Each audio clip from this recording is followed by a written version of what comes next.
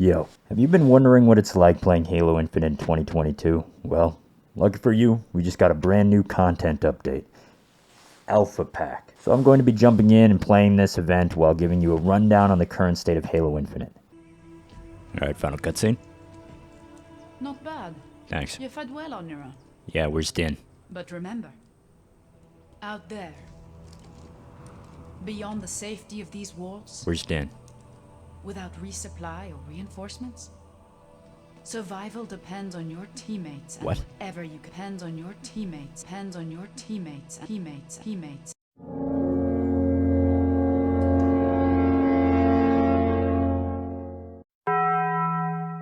Whatever you can find in the field. My gear. It's not standard issue. It's necessity. History. Okay. Collection of hard choices. Someday I'll fall and whoever's left will pick up my pieces. Damn, that's deep. But that's what it means to be part of a pack. And we always have room for another wolf.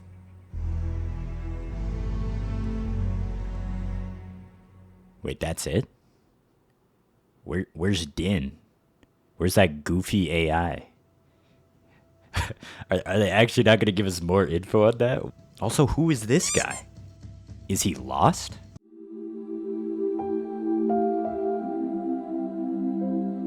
It's no surprise that Halo Infinite is currently lacking content. Everybody acknowledges this when they complain about this game. Anytime they tweet anything on the Halo Twitter, everyone lets them know that this game has no content. At this point, I'm pretty sure everybody's biggest issue with this game is that it doesn't have content. So just to preface this, yes, I'm going to be talking about the lack of content, but that's no surprise to anyone. Everybody knows this game is bare bones dry. So they added 2 maps so far this season, a season that's supposed to last 6 months in total. 2 maps. That would mean in the first 12 months, a full year of Halo Infinite, we've gained only 2 maps. For a live service game that's based on multiplayer only, that's pretty rough, man. However, it gets worse. Even the shop, the thing that usually funds these live service games, has been reduced to a weekly rotating shop. Previously, there's shop items that would rotate daily and ones that would rotate separately on a weekly rotation. But that's just gone now. They didn't plan on this being a full 6-month season if that wasn't already obvious by the severe lack of content. But now even the shop is lacking content. That's crazy. A shop lacking content in a free-to-play game. Also, this is kind of a tangent, but I noticed that these armor descriptions are kind of odd. Like, some of these just say some of the weirdest things for no reason, and I'm not really sure what the goal is with the lore on some of these. I mean, some of them are just straightforward. It's like, oh, this is a faceplate that protects special sensors in the helmet. And other things are like, this was created by the Office of Naval Intelligence in 1993, and only 2 Spartans have ever worn it. One is dead and the other one is a janitor. But all we know is that it was designed to instantly kill people just by staring at them for longer than 3 seconds. Like, I just don't really understand what the standard of descriptions for these items are, but it's just kind of funny reading these. I don't really ever take the time to just sit down and look at lore of store items, but these are pretty good. We've got a few new game modes. We've got Last Spartan Standing, which I oddly like a lot. I notice a lot of people in the community, specifically Reddit, not that I use Reddit, but a lot of people on Reddit hate this game mode. They just despise it. But I find it way more enjoyable than any other free-for-all game mode in the cesspool known as Rumble Pit Playlist. You get a lot more space to run around and respawn, unlike Rumble Pit, where you move more than 5 feet and you're immediately being shot at. I do kind of camp a bit in Last Spartan Standing, you'll see in this gameplay. Yes, I'm aware that my aiming is quite all over the place, so please just let that go for the time being. Another game mode they added is Land Grab, where you capture zones to score points. It spawns 3 random points on the map. You run over and you capture the zone for 1 point each, where 11 points wins you the game. I'd say it's a pretty alright game mode, and I know they never said they'd give us a map, but I just kind of feel that with these Fracture events, it seems like it would make sense that we get just a special map that is grouped up with these events. Otherwise, all we've gotten are these weird looking armor cores that don't really fit into anything, and that's just it. They just put them in the game, but there's nothing else that kind of groups with it. Like Fracture Tenrai was just Fiesta Slayer, I'm pretty sure. that's it. That's what we associate with Samurai these days, is just Fiesta Slayer. Not even Ninja Slayer, which they did add as a game mode. But not with the Fractured Tenrai. No. We didn't get like a katana mode where you play with energy swords and fight each other. Instead, we just got Fiesta Slayer. Crazy. Speaking of some more divergent game modes, we got Shoddy Snipers, where most of the time I somehow only get the game mode where you're not using a shotgun or a sniper rifle, but instead a mangler and a skewer. And like I said, they added Ninja Slayer, where you fly around with grappling hooks and energy swords to slaughter each other. That one's really fun, but once again, you don't get to pick to play the game mode, so you just kind of have to hope it gives it to you. Unfortunately, it's in the worst playlist in this game, the Rumble Pit Bonanza playlist. You can guess that I don't really play this game mode all that much, despite it being one of the more fun game modes in this game.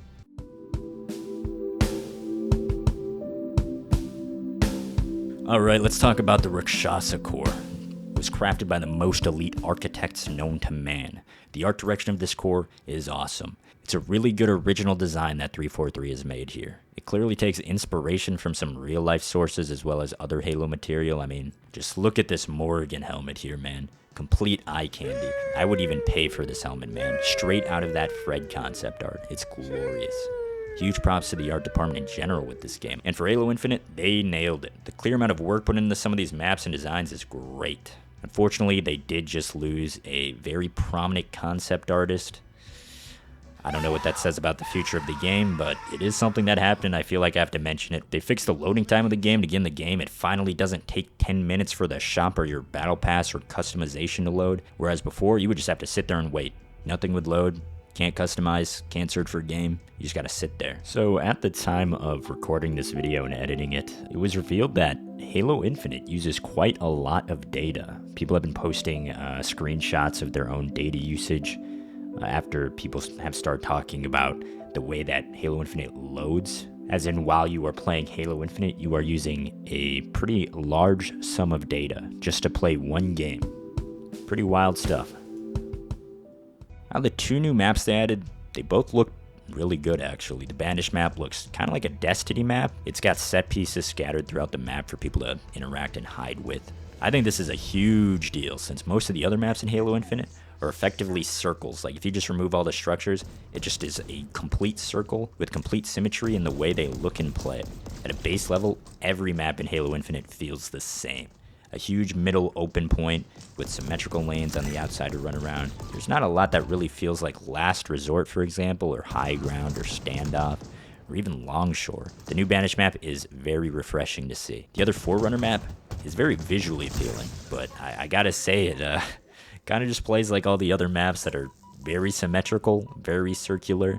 The only difference with this one is that it has a lot more verticality to it. There's a lot more levels that you can go in between. But that kind of makes it worse. Like, sometimes you'll just spawn and just start getting shot from, you think the right side, so you look right, and you don't know if it's up or down or in the middle, so you have to guess. And if you guess wrong, well, you just lost the gunfight. In general, it just feels very in line with the other maps, if that makes any sense. The co-op flight just started, which is cool. Maybe we're on track for that releasing in the near future in Season 3, hopefully.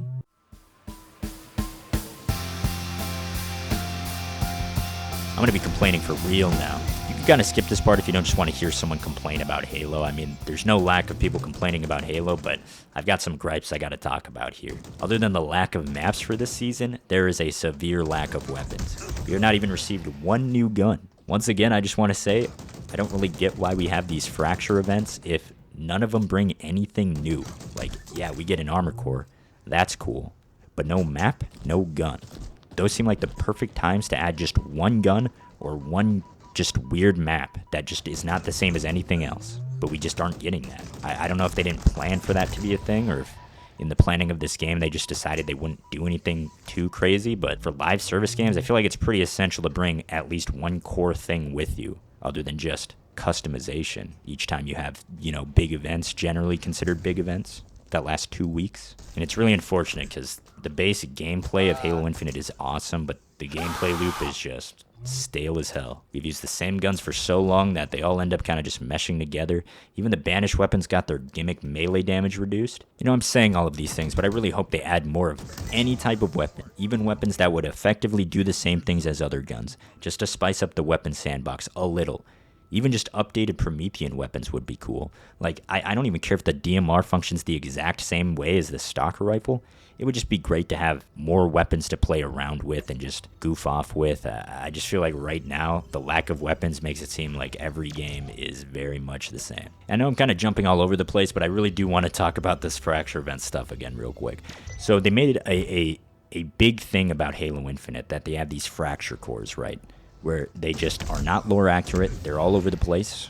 You got the samurai, you got the trench runner, and it just seems like it's in a weird place. They make a big deal out of it. It gets its own graphics, and then they give you land grab, and you go play on the same map that's existed for 9 months at this point. That just seems a little depressing, because that would be the best time to add a map that's not lore accurate. You can make whatever you want with these maps. Oh, you want to make a trench-based warfare map? There you go. Go ahead. You can make a samurai-inspired battlefield if you wanted for energy sword gameplay only. Just seems kind of odd to me. You still can't see your challenges in-game, so you just gotta take a mental note of your progress like you're taking a 3-hour multiple choice test. You just gotta keep it in mind. Now, an argument could be made that if you really enjoy this game, though, just don't play for challenges anyways, which is true. But I really wanted that Morgan helmet, so unfortunately, I have no choice but to do these challenges. They originally stated that they wanted to avoid the feeling of FOMO with Halo Infinite, but as it stands right now, it seems like these event items have no clear future.